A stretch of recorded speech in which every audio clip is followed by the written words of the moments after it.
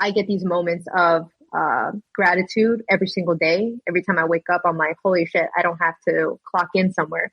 And you get to just live on your own terms and do what you want to do. And, you know, there's no boundaries. I think things are limitless as long as you believe that they are and you're willing to do what it takes to get there. Welcome to the Awaken the Awesome podcast with your host, Olivier D.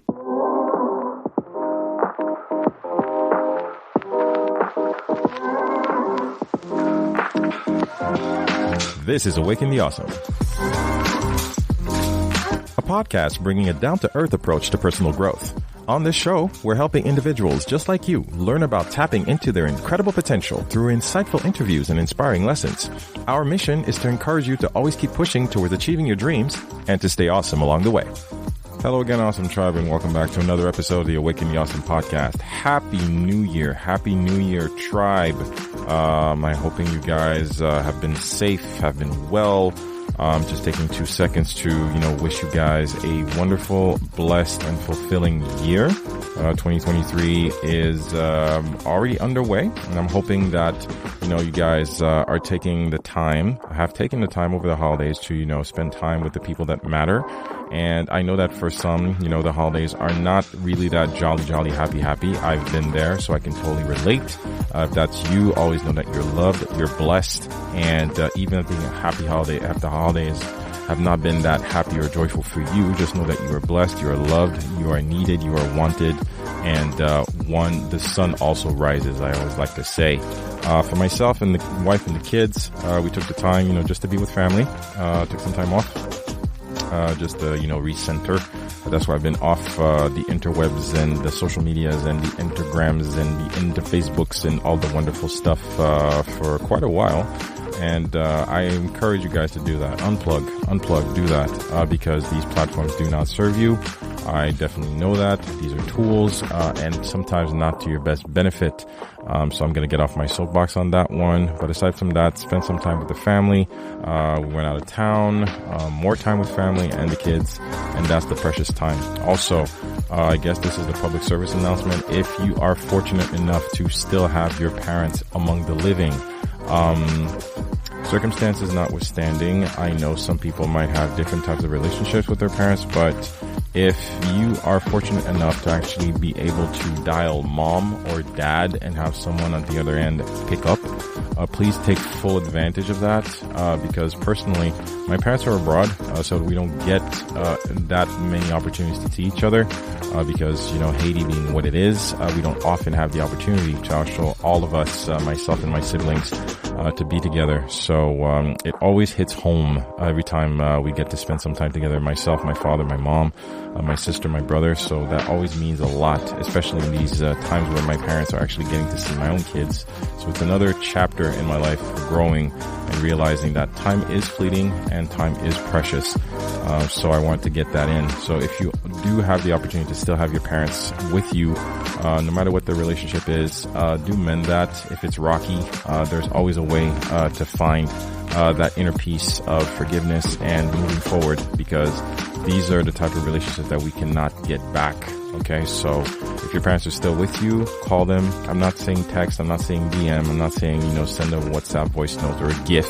Call them and tell them you love them. Tell them that you care for them and, they mean a lot to you.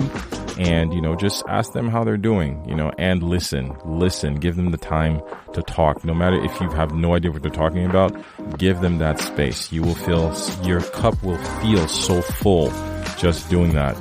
So what else do I want to get into? I also want to thank the people who have been so awesomely responsive and, so encouraging over the last episode, the year-end special. I want to give a special shout out to my brother Max Cruz for taking the time to actually helm the 2022 version of the year-end special for the ATA. A lot of you are really appreciating this yearly tradition, so I'm hoping that I'm going to keep that going. As long as this podcast is still alive, and so am I, we'll try to keep making this even more interesting. But I have to say, A lot of people have responded very favorably and saying like, how they really appreciated Mac's take on things. And I always like to say, I never know what the guest host is always going to bring, but it's always nice to hear and see, get to, take a step back and see how far we've gone and how much we've done. So this is not taking away from any one of the previous guests, but that was a special one, one for the record books. So you guys, if you haven't checked it out, last episode, the year-end special with Max Cruz, definitely check it out.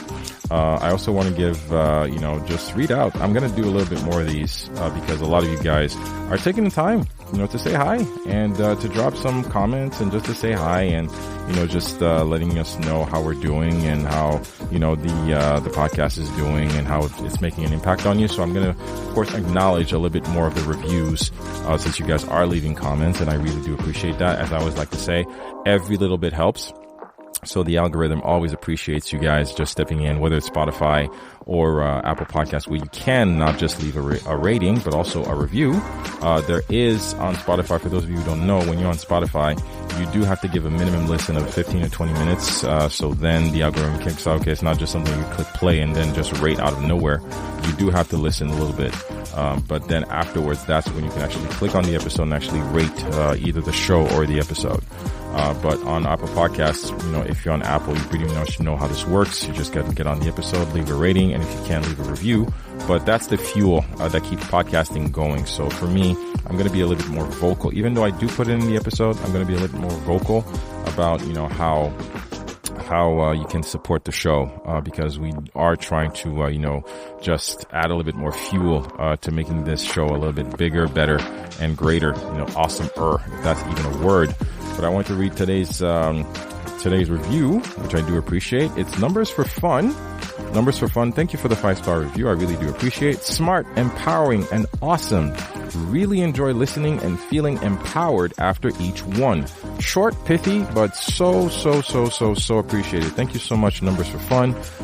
So that was left a 5-star review on the Apple podcast platform. So we do appreciate that. So enough rambling. How you guys been doing? First episode 2023. Very excited to bring you guys today's guest, Sofie Staygold. And I really have to make this very clear. Sometimes a lot of you ask, like, where do you get all these amazing guests? I really have to be honest, guys. Sometimes it's really the draw of the universe. I do some research, whether on blogs, whether on the Instagrams, whether on Facebook, whether on LinkedIn, whether just reading articles. I just keep my eyes open to curious people who, just like I say in the intro, just like you, are doing awesome stuff into their own lane and, just come across my universe. And for this one, it was just a basic reel. One of those, inspirational reels where they take a video of someone and they just add an overlay voiceover and said, like, when someone has shows you how something is so easy is because there's been 10,000 hours of work that you've never seen. And it was basically today's guest, Sofie Staygold, who in her own right is an incredibly talented barber. In an industry where the workforce has been unmistakably dominated by men, Sofie Staygold Pak has indeed carved her own path and clearly made her own mark. A celebrated and talented barber for over a decade, Sofie has spent the last decade laser focused on building her global lifestyle brand, Staygold LA. She's been featured in numerous publications such as Vice, American Salon, and Inked, just to name a few, and has won quite a few prestigious awards in her field, including Female Barber of the Year at BarberCon, which is kind of a big deal.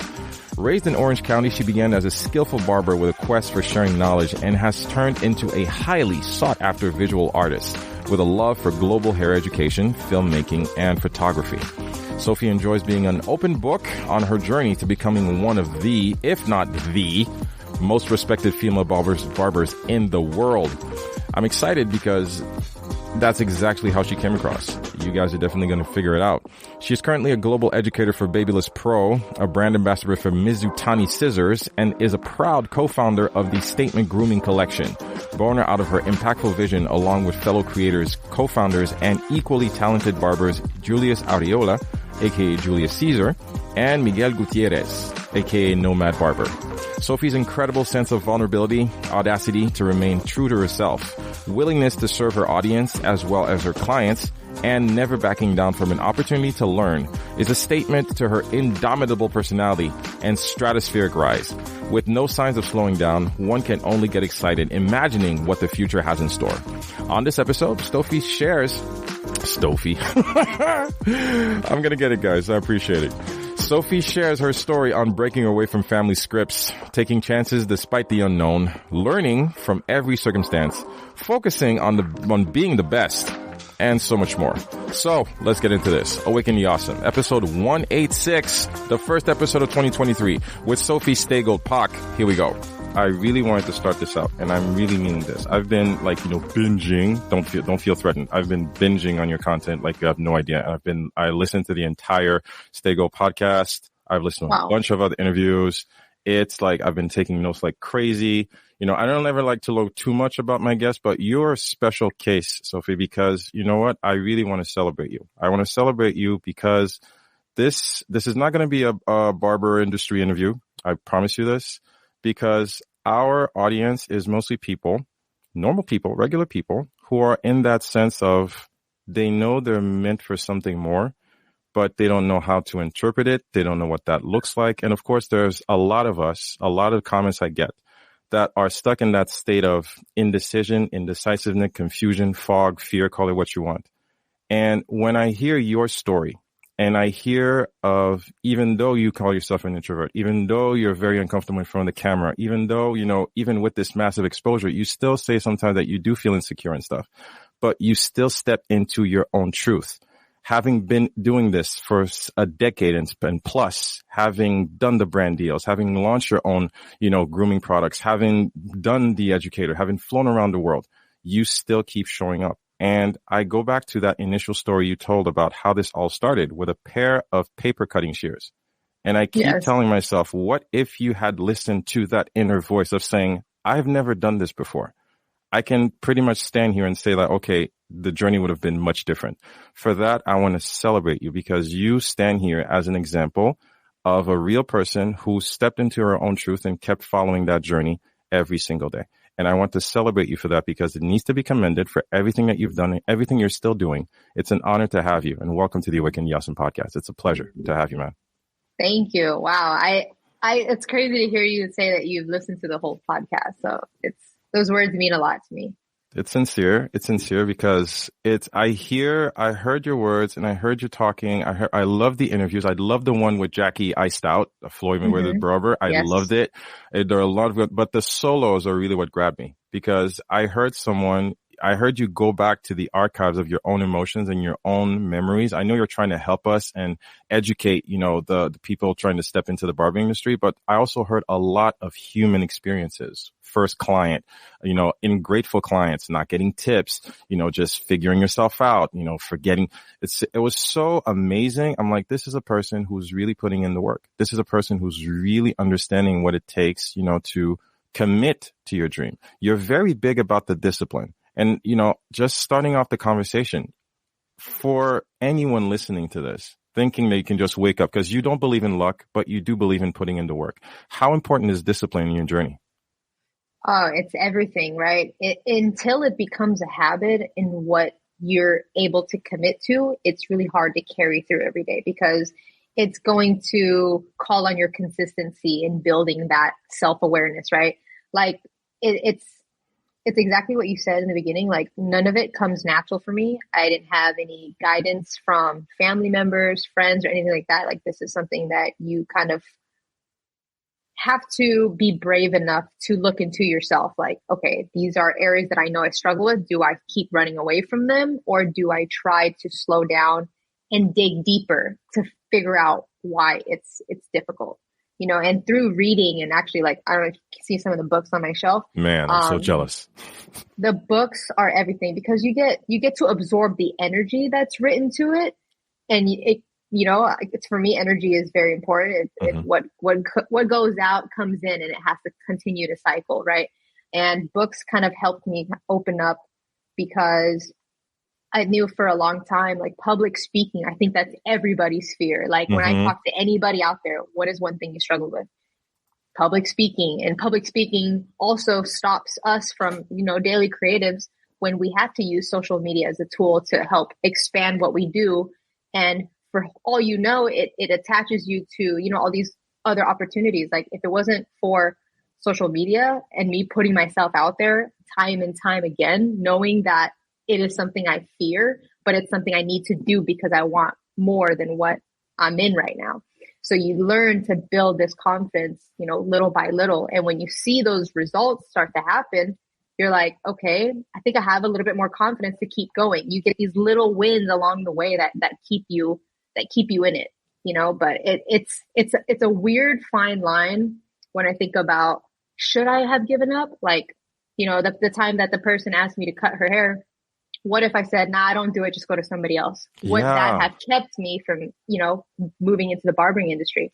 But I think from my childhood years up until that moment, I've always had kind of like a curiosity to my personality of just like, what if, I don't know, like I've never said no ever since, I'm always down to try anything at least once.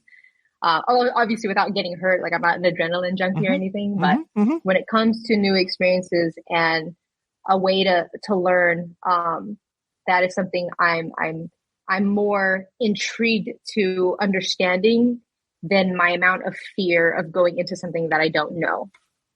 I love it. Wow. Oh, you gave us so much right there. I'm energized.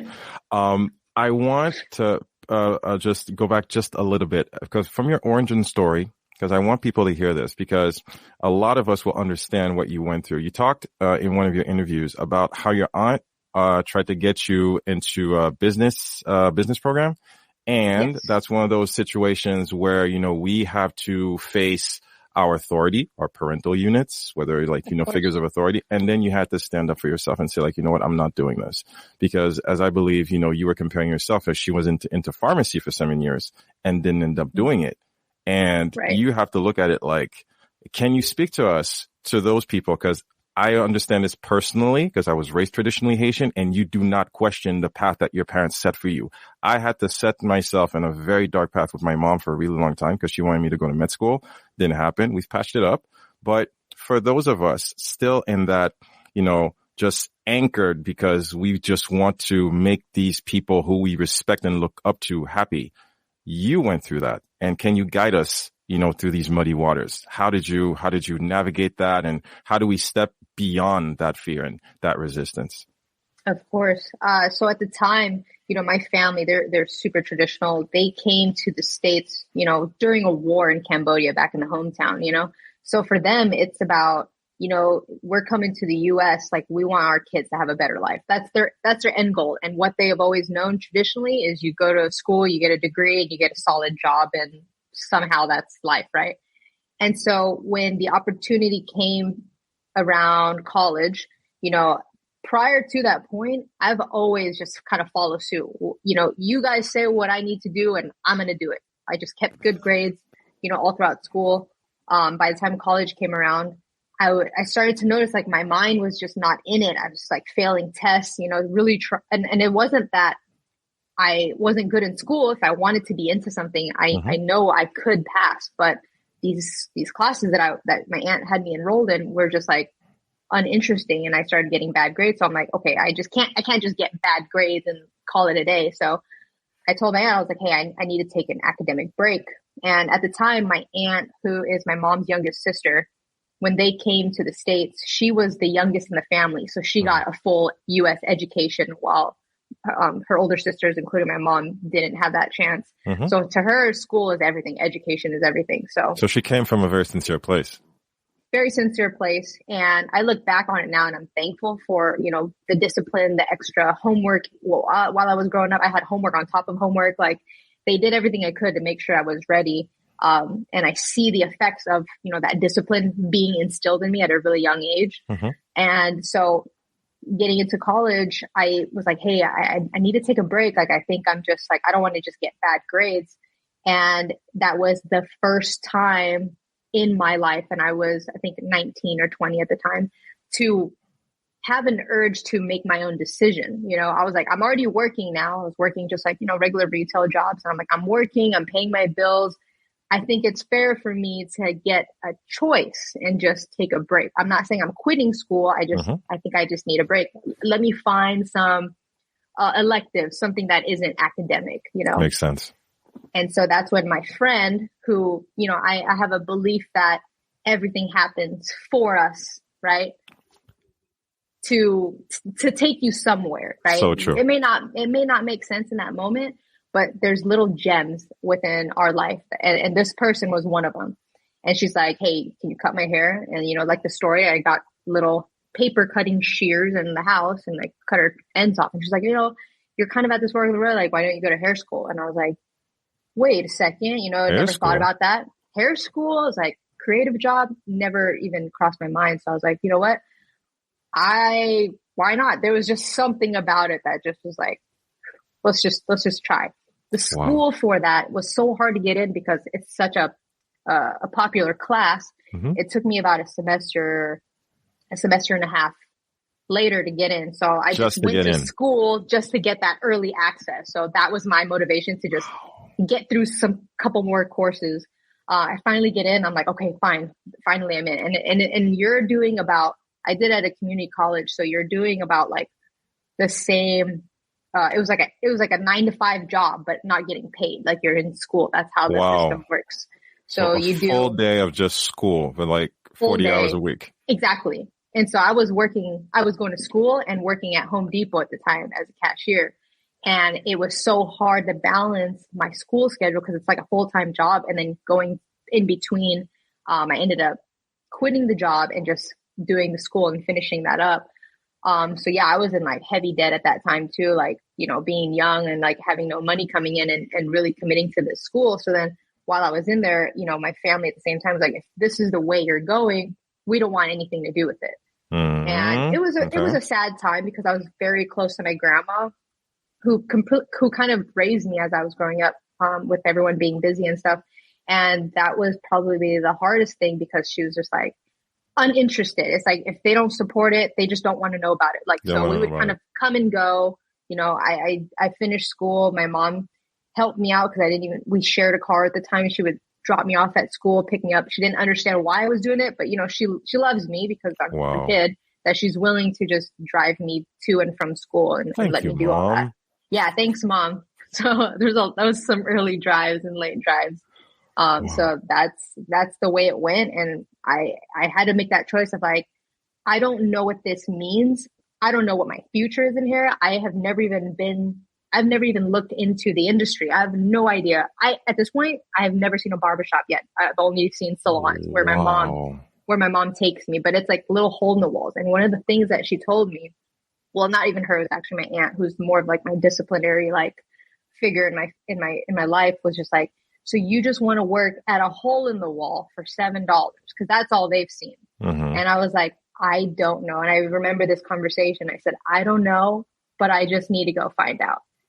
And that's where we left it. And I just went into the industry that way.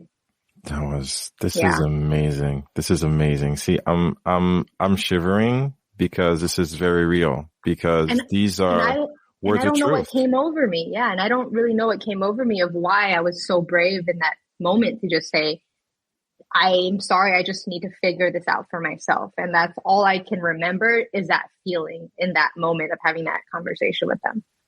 Those, for some reason, what you just said brings me back to a very close friend who dropped these gems on me years ago. And for some reason, I write them down and I keep playing them back in my head. And they go as this. He really tells me that all the time. What are you willing to suffer for?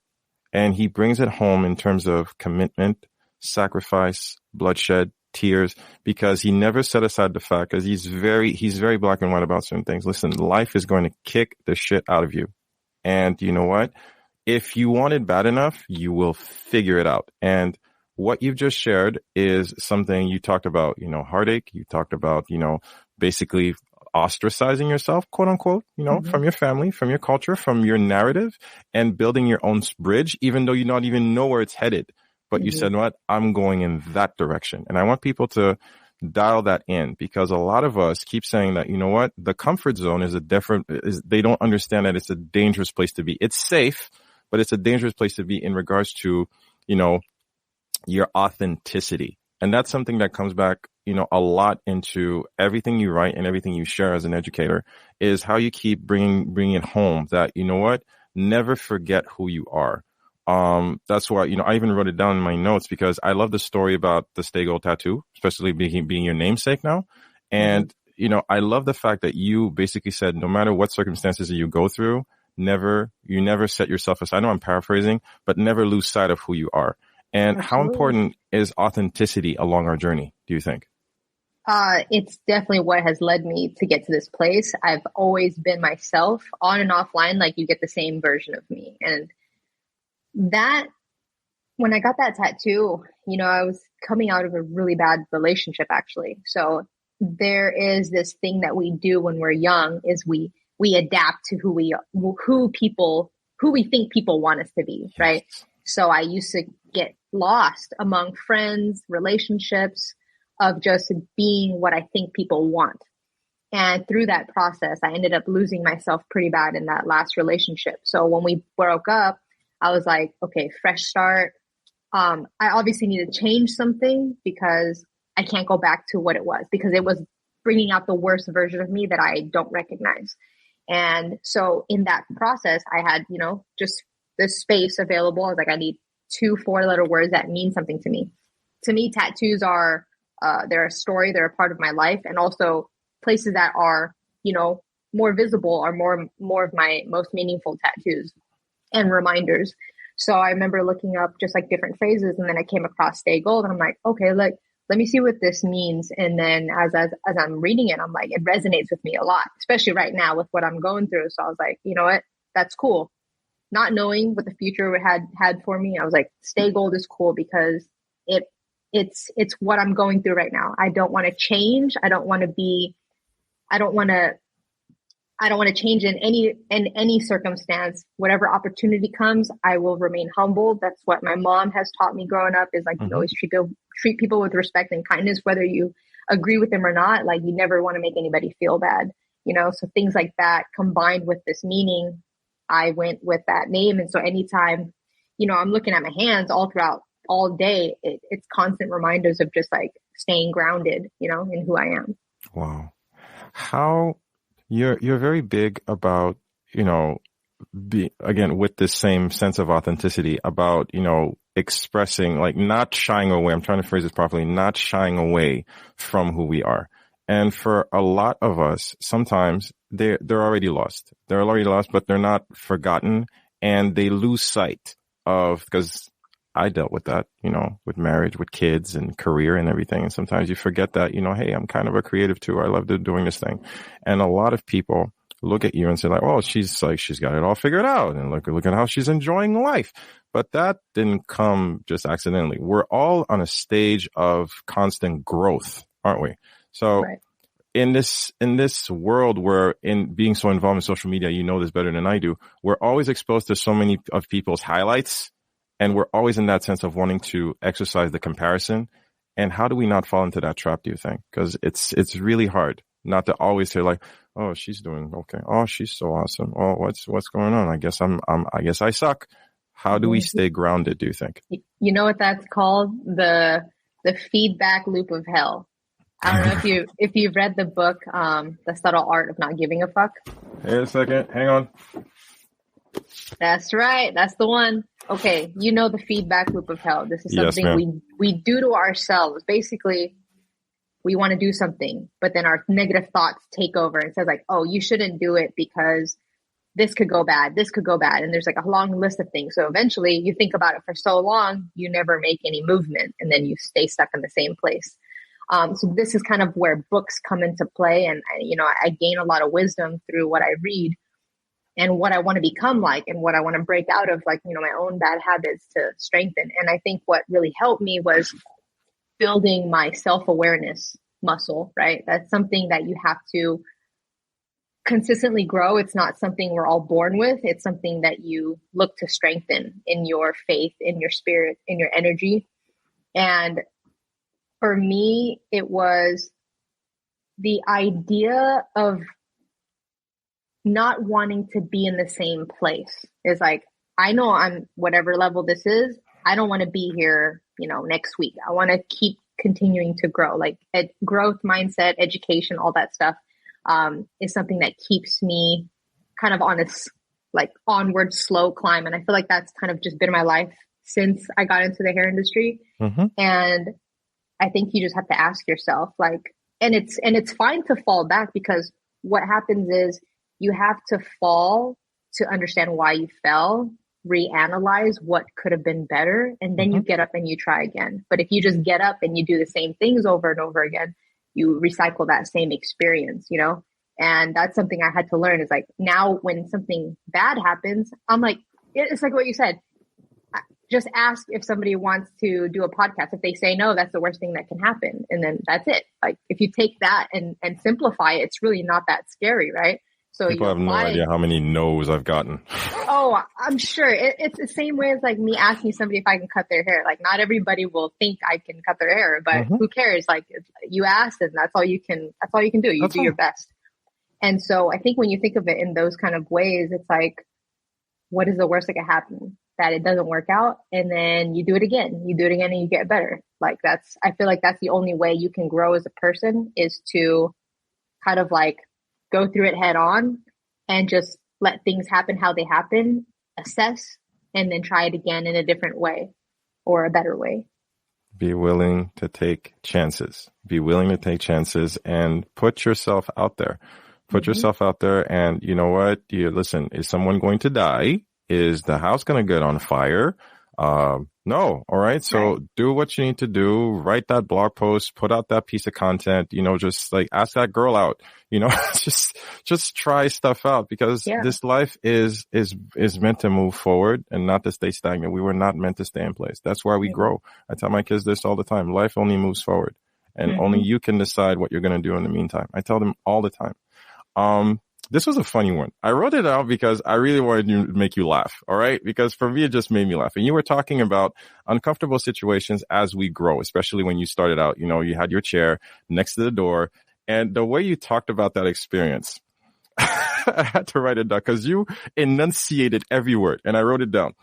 A semi faux hawk with a number one at the sides, with square sideburns, because you had a client who was a little bit disrespectful in terms of questioning your abilities and, saying, can you even do this cut? Can I see your portfolio? Did you really do this? And what I appreciate about it is that, as you mentioned, you remain professional, but it really taught you, again, it's all about humility, because you talked about that a lot, about staying humble in every circumstance and learning from every circumstance. And I wanted to bring that back because, you know what? This is where I told you, all these experiences just in barbering can relate to so many aspects of life in comparison.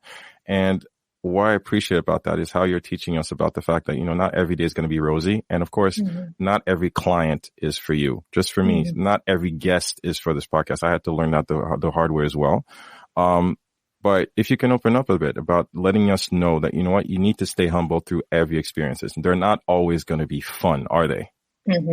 What's not fun will always teach you, right? It'll teach you to appreciate it. It's almost like you have to have things not work out for you to appreciate a better day, right? So, when it comes to clients in the beginning, it was more so of them. Do they even think I can cut hair? Because at the time, girls didn't belong in the barbershop. Now that's obviously a different thing, where there's a lot more women. And then it comes down to clients who maybe are new, and they look at you and they're like, can you do, that faux hawk square, everything, like it was like literally the easiest haircut. But that guy was so fixated that I couldn't do it, but he had no other opportunity to get into anybody's chair sooner because everybody was busy. He sat in my chair. I'm telling you, this is like one of the easiest cuts ever. He still found something at the end because his mindset was already set. Like, I'm going to look for something. And he said he didn't like it.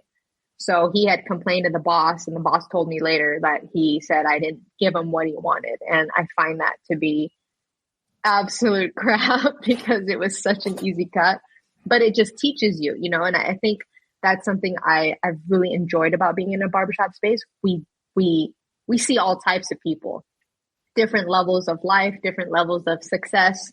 And I get to get an inside look on how their brain works and how they think about things. And it makes me also learn about cultures, about food, about people's, experiences in life, all through just like sharing stories kind of like this.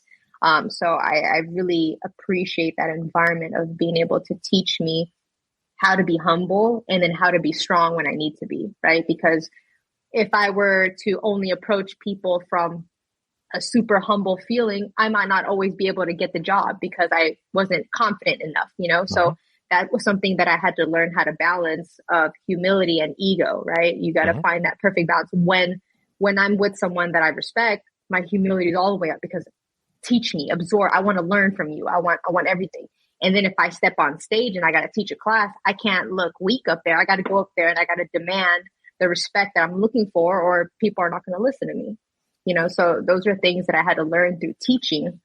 Because again, when I go up on stage, when I first started, I was like, dang, who wants to learn from me? I'm just like young. All these people have been cutting for, decades over me. What could I possibly teach them? Will they respect me? And, it's that feedback loop of hell of like, are you good enough? Are you going to be able to answer every single person's question when they throw you something? Like it's a lot sometimes. It's always gets jumbles because that internal dialogue is very loud.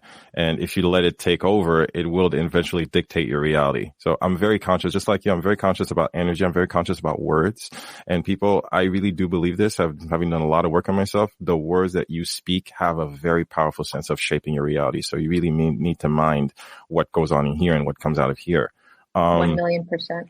It's, the thing is, I want to bring it home to the human experience again, because I agree with you. A barbershop experience is a different type of thing. And I remember, just watching the movie, The Barbershop, and where Cedric the Entertainer's character just said like, you have no idea the power and the well-being, like, the kindness and the good you give to someone for a clean cut. Like, I have never walked out unless the cut was like really bad, but I've had the same barber ever since we moved in this house for the past 10 years. And he's like a brother now. Like it's like going home. And I'm pretty sure you have clients like that, people you've built a relationship over the years. How much, because you talked about that you were really interested in psychology at some point, but how is that relationship like? How do you build that trust? So how do you build that rapport? Because some guys I know just walk in, they want to sit on a chair, be on their phone, give them 30 minutes and walk out. But some guys really are looking to just like isolate themselves from the world. And like for these 30 minutes, they just want, they're coming to see a friend. Yes, they're getting a cut. They are a client. This is a transaction, but there's also this rapport. There's also this human experience that goes on. I was wondering if you could just like peel the layers for that for us. Of course. Being a female in a male dominated space, I think I've always been sensitive to people feeling uncomfortable. Like if I were to walk into a barbershop today, I would still feel uncomfortable because it's just the way of the shops. Sometimes it's similar to tattoo shops. It's just very, almost unwelcoming. So that's something I've always done for my clients or anybody that walks into the shop is like, I'm that friendly energy that's open. Doesn't matter how you label yourself, doesn't matter what you do, doesn't matter your sexuality. I'll treat you normal and you can feel comfortable here. And through those type of experiences, because it kind of takes me back to like wanting to be a psychologist or a psychiatrist and whatever, it's kind of crazy because you learn how to build conversations from, surface level. And then over time, if they've been with me for a couple years, it gets deeper to where it's like, you're almost like a best friend, but you just don't hang out outside of the barbershop. But like they come in, like I've had people cry with me. Like it gets heavy depending on what people are going through. I've been with people going through divorces, transitioning out of stuff like that or getting married, everything in between. And it's just insane, just how much people need to talk.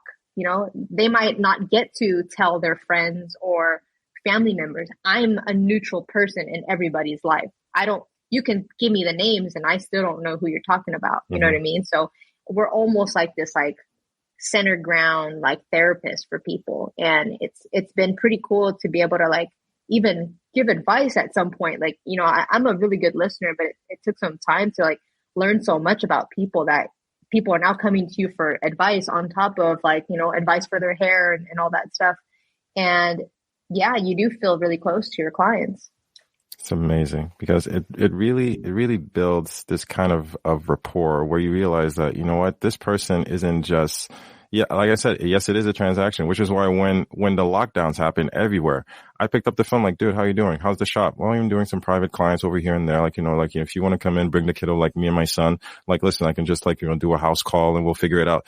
So when you've been with someone that long, and especially when you have a barber that you love and trust, whether they move the shop or they move another shop, they open another branch, you're there and you see them on Instagram, like you're celebrating with them.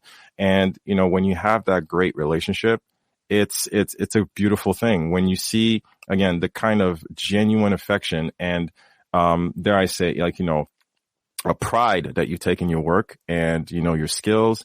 And I didn't want to skip over this because you also talk a lot about, yes, I have skills. Yes, I have a passion for this and I'm committed to this, but you do not leave out the fact of growth again, because you also talked about, in one of your YouTube videos about the fact that how important it is to grow your community, to grow your circle, and to make these connections with fellow barbers. Because if you did not step out of the shop, all you knew were those barbers and these tools and these environments and these cuts and this community. But the second that you started going out to, barber shows, that's when, again, exposure, a word I like to put up a lot this year, where I'm encouraging people to, it's, again, as much about what you know, but also about who you know. And I wanted, if you could just just brush a little bit about how important your community is in your journey. Oh, absolutely. So even just, that brings back a memory when, the first shop that I worked in, there's 8 of us in there and there's 4 walls and all we know is each other. And once I went outside into a show, I started hearing things for the first time that I'm like, whoa, this is crazy. Why didn't I think of this? But, when you're in the same household and nobody goes anywhere, you're just recycling the same things. Mm-hmm. And so when I started going out to these events, I started meeting people, connecting with other. Now, outside of barbers, I'm connecting with hairstylists because what I really respect about hairstylists is their pay structure was so much stronger than a barber. It's almost like it's till this day when I'm online, I see the comments. It's like, if you go to a barbershop establishment versus a haircut for men in a salon establishment, mm-hmm. the prices change based on where the location sits. Wow. Where the service sits, right? So wow. If you say, hey, a men's haircut is $60 in the salon, nobody even blinks, right? It's like, okay, cool, here's $60. You go to a barbershop, you're like, hey, haircuts in here are $60. People are gonna be like, what the fuck? Right? Because there's just this old mentality that barbershops have been cheap for so long. You know what I mean? And of course, there is a place for every type of establishment to exist. That's why Supercuts still thrives. That's mm-hmm. why Great Clips still is killing it. But there's also now luxury services within barbering space, especially where there's guys that I know that charge top dollar for a men's haircut in a barbershop setting. Mm-hmm. So it's just like, it's definitely a newer way of business, especially for barbers. I don't know if that it always existed. And, probably with the help of social media, of just being able to learn from each other, to mix all of the styles. Because before it was like, if I saw somebody get an East Coast style of fade, I could mm-hmm. tell where it came from, mm-hmm. right? West Coast was slightly different than East Coast, kind of blends. But now with social media, I can do an East Coast blend in the West Coast because now it's more familiar and everyone's pulling from Europe, even Asia, Latin America, whatever it is. It's kind of coming together because everything we see right here on our phone. So that part of education and being able to expand on our services has been great. But it's crazy. Yeah, it is. It's nuts. And so with barbers, I just feel like there's so much more that you can do, but it's not mainstream thought. So yeah, we get all the barbers that charge a lot, they get a lot of hate because, they've learned how to value themselves, but right now, not everyone in society. And this is where you learn, not every customer is for you, right? Mm-hmm. People mm-hmm. are going to pay, $3 for the same white t-shirt while somebody else is paying $200 for that same white t-shirt. So it's really the perception. It's really what lane you want to be in and who you want to serve. What does it matter to you? Like, how bad do you want it? And okay, what type of experience do you want? Some people, are going to vacation in Dubai and some people are just going to vacation in Florida for the weekend. Yes. I'm not bashing Florida. I'm just saying, try to make a comparison. Yeah. Don't hate me. Yeah. And the fine line with that is what I think gets confusing is that, what one person's goal is not everybody's goal. And I think that's okay. But I think what people struggle with is, say they get into the hair industry right now. You see everything on social media. You see everybody's level 20 while you're here at level 1 still. And you get lost in this comparison of like, I should be here by this time. I should be doing this because, maybe my skills are good. But the thing is, it's like, everyone has a different circumstance, right? They live in different areas where rent could cost more. So of course, like for example, LA, we have higher price points because rent is higher. It's sunnier. People are getting more into it. There's people that are in TV and film that are going to pay more to look good on camera. Music sets, movie stars, like all that kind of stuff. So yes, will you be able to charge $200 in Missouri? I don't know. It's really just about the experience you're giving to people. And knowing your market, I guess. You got to know your market. You got to know what's around. I always compare everything to like salon spaces because hair to me is hair. It doesn't matter if you're in a salon or a barbershop. Like your service is a service. I don't charge by men or women. It's a flat fee, and you get it or not. That's what it is. Kids, whatever. It's all the same. There you go. And if it's not for you, okay, these are price points. Well, okay, I'll just go find another shop. Yes, okay, you can go find another shop, and that's totally okay. Yeah, and it's hard. It's hard to go down that road because you're going against the grain of what everybody knows. So you are going into this uncertainly like, damn, I could have 0 clients if I keep going at this pace. So that's why you have to be pretty careful on your like market research, and also knowing like, is there value in what you're giving to people, and also listening to the clients. Like I'm always asking for feedback from them. Like, why do you come to me? Why are you willing to pay more? And a lot of the times it's just like, you listen to me and you give me what I want and it feels like me. That's one of the most important things that I've heard is that, we like everyone can get a bald fade, right? But if you make that bald fade fit that person special and different, there's something about that finishing touch that people are willing to pay more for and get. There you go. It goes back to a lot of what you're saying on a lot of your talks about bringing the value, and you have to let the work speak for you. And we're going back again to the consistency, because you've talked about the fact that, you were able to create these large brand collaborations with the fact that, the work precedes you, and you have to have the patience. You have to also have the commitment, and you were willing to actually, again, keep trying and putting in the hours. You talk a lot about that, putting in the hours. And again, you build that portfolio, you take the pictures, and you ask for the feedback, as you said.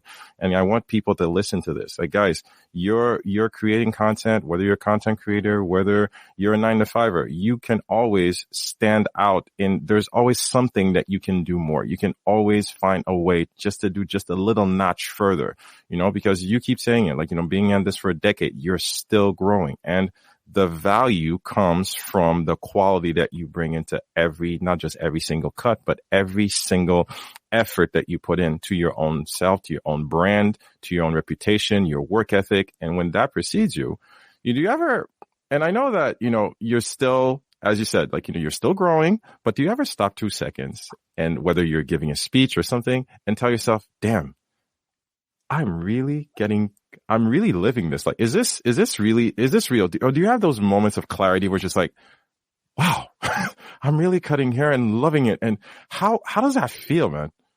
Honestly, I go through that often. There is a beautiful process in self-reflection. And if you can do that more often, it brings you back home. Like I think about standing on the concrete for 8 hours a day at Home Depot. And now I get to wake up and do what I enjoy. Like that alone, I'm always going back to that moment. Like, thank God I followed through. Thank God I listened to myself and not let my aunt stop me from, trying it out. There's I get these moments of gratitude every single day. Every time I wake up, I'm like, holy shit, I don't have to clock in somewhere. And you get to just live on your own terms and do what you want to do. And, there's no boundaries. I think things are limitless as long as you believe that they are and you're willing to do what it takes to get there. Do you have any morning after? Because a lot of people that we talk to, especially people as grounded and as accomplished as you are, they have their own particular set of routines, whether morning routines, working out, journaling, affirmations. Do you have any particular, morning routines or habits that you implement on your day to day? I used to. It kind of goes in phases. Like Mm-hmm. usually if I get really, really stuck and like flustered, then I go back to like a state of appreciation in the morning. So before I do anything when I wake up, I make a list of things that I'm grateful for in physical form and also emotional form, and I would read that list, but I have to read it slow and you have to read it with a lot of intention. Mm-hmm. And that usually sets me off into a good mood for the rest of the day. And if that doesn't happen, then I usually do like a 15-minute meditation in the morning before I start. That kind of helps me also get into like a good like flow of like feelings. Um, those are probably the two things I normally would do to kind of find like a solid feeling to be in the mornings. Man, because I really believe in that because I believe that everything is structure. But my dad basically is a civil engineer by trade, so he thinks Mhm. a lot of things like in terms of very static. Like you can organize anything. Like even the universe was chaos, but he even told me like the universe is chaos, but even that happened in sequences. So you can always quantify everything. You can always structure your day. So he always never let me off the hook with that one. So why I'm bringing that up because every time I meet someone like you, I realize that, you know what, guys, I'm not telling you to be like Sofie, but understand that, there are elements out of Sofie's journey that you can pick from and organization and structure, especially living such a hectic, day to day, speaking gigs and teaching and the cuts and the clients and the Instagram and the videos and the YouTube. It can get really hectic for some people, Mhm. and even Yeah. for us normal people down to earth, bring it down. Like, you just need to have these little habits, but you are bringing home the fact that, we need to be able to center ourselves. We need to be able to calm down the noise, and overwhelm does happen. It's very normal. We need to be connected with these human emotions. The And key is that noise, the noise in your head, mhm, that gets loud. If that gets loud, it clouds everything outside of us. That's mhm, that's that's the foundation of it all. And honestly, the noise here is what led me to meditation. I was mhm, like, oh, I don't have time for meditation. I can't get into it at one point. But my mind was so busy, I couldn't even sit in a quiet room without thinking too much, where it's loud. And it took me reading a book, and I'd never finished it, but it was actually a book that it's called The One Thing. I don't know if you've ever heard of that I read one. it. It's a great book. Okay. It's a great There's book. a there's one part where he talks about just imagine breathing air and just close your eyes and imagine the air going out your nose and in. And it Hmm. allowed you to focus on one thought at a time. Hmm. And that is literally what triggered me to kind of dive more down that road, because now it's just like, okay, I'm thinking too much. I jump all over the place. And when you learn how to focus and control and not let your unconscious like mind just, do all these things, you're able to have more control in your thought process, because it's like you said, your thoughts control everything we do. If we don't control what's being absorbed versus what we're letting go, that is going to dictate how things are going to happen within your real life. Everything on the outside is a reflection of what we believe to be true internally. Man, you are a fountain of amazing energy, Sophie. I could, extend this conversation for hours on end, but I want to be respectful of your time. I know you're super busy, and I can't thank you enough for making, just the time to be on this recording for us. Um, Again, I'm going to say it again. You deserve to be celebrated for everything that you're accomplishing and that you still have to accomplish. I see nothing but greatness for you, and you've already seen it. Um, if you were to just leave us with some parting words, as I like to say, there's this like, just the parting words I like to leave at the end of the episode, what I call the next step. People, need to, they don't have it all figured out, but if they can wake up tomorrow with just one thing, whether a book or a personal mantra, even a song, or waking up something at the next step that they can wake up with taking them to the next level, what can we leave them with? My biggest thing would be to think about living at your highest potential, right? We know that life is absolutely short, like very, very short. And if we're not living at our best, are we even living at all, right? There is gold on the other side of fear and uncertainty. There is a level and version of us that already exists. And if we don't try to challenge ourselves every single day, doing something that's just one step, just a little more difficult than the previous day, I think you're able to unlock things about yourself, about where you're going to head, that'll change the way you think, change the way you feel about your life. And I think it ultimately brings you more self-fulfillment, in what you do. Because if you're not happy with who you are, I think it's very hard to find out how you're going to be good at everything else that you want to get into. So I think it's listening to your internal guide and really trying to, find the challenges in the things that you struggle with, because typically those are the things that are going to set you free, that are actually going to be the thing that make you you. Sensational, man. I can't thank you enough. This was a gift of time and knowledge and expertise and insight that myself and our audience are eternally grateful for. For all the shameless pluggings of the interwebs and people who want to connect with you, of course, you are Staygold31 on Instagram, but is there any particular place we can direct them to? If you look me anywhere, podcast, YouTube, TikTok, it's all pretty much the same username. Super easy to find. Super easy to find. There aren't two of you, and there shouldn't be, because you're such an amazing person. I'm pretty content with the singular person that is you.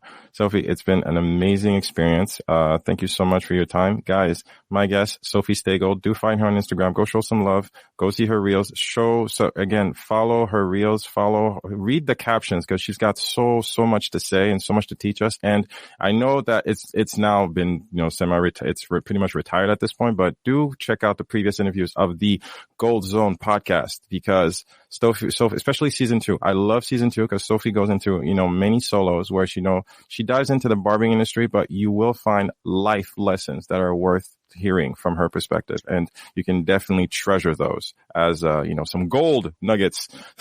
See what I did there? So shameless. Any which way, guys, thank you so much for being part of this journey. Sofie, I wish you nothing but the best of success. Guys, as always, share the episode if you found some relevance and value in it. We always appreciate your support on all the platforms where when this episode goes live.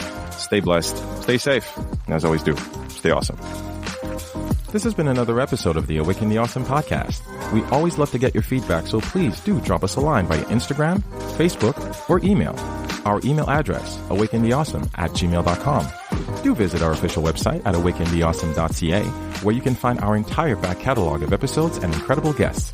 Also, if you haven't already, please hop on over to Apple Podcasts and subscribe, give us a rating, and leave us a review, as this helps us tremendously in growing this podcast and spreading the word to more awesome listeners like you. We always appreciate your support, and thank you for listening. Stay awesome.